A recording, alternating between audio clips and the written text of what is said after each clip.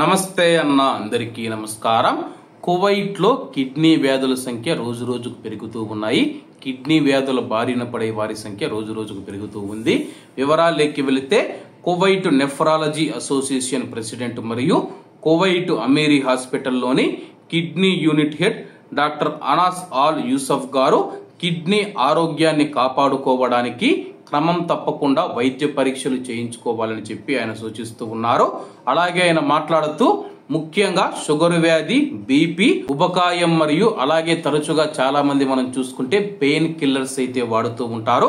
అటువంటి వారు కిడ్నీ వ్యాధి కుటుంబ చరిత్ర కలిగిన వంటి వారు చాలా వరకు వైద్య పరీక్షలు చేయించుకోవాలని చెప్పి ఆయన సూచిస్తూ ఉన్నారు.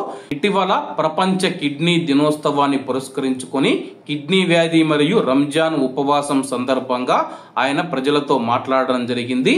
అలాగే ఆయన మాట్లాడుతూ సాధారణ దీర్ఘకాలిక వ్యాధులలో ఒకటిగా కిడ్నీ వ్యాధి ప్రపంచవ్యాప్తంగా ఉందని చెప్పేసి పెద్దవారిలో 10 నుంచి 15% వరకు ఉంటుంది.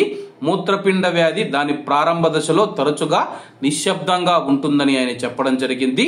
ప్రస్తుతం కువైట్ దేశంలో దాదాపు 2450 మంది డయాలసిస్ రోగులు ఉన్నారని చెప్పేసి 88% మంది హిమోడయాలసిస్ పొందుతూ ఉన్నారని చెప్పేసి 12% మంది పెరిటోనియల్ డయాలసిస్ చేయించుకుంటూ ఉన్నారని చెప్పేసి కాబట్టి ఎవరైతే కువైట్ లో ఉన్న కువైటీ పౌరులు కానీ ప్రవాసులు కానీ ఉన్నారో మీకు కానీ బీపీ కానీ షుగర్ కానీ అలాగే ఉబకాయం ఉన్నా కానీ అధిక బరువుతో ఉన్నా కానీ లేకపోతే మీ యొక్క కుటుంబంలో ఎవరికైనా కిడ్నీ వ్యాధులు ఉంటే కానీ మీరు క్రమం తప్పకుండా వ్యాయామం చేస్తూ జీవన శైలిని మార్చుకుంటూ అలాగే వైద్య పరీక్షలు చేయించుకోవాలని చెప్పి ఆయన సూచిస్తూ ఉన్నారు.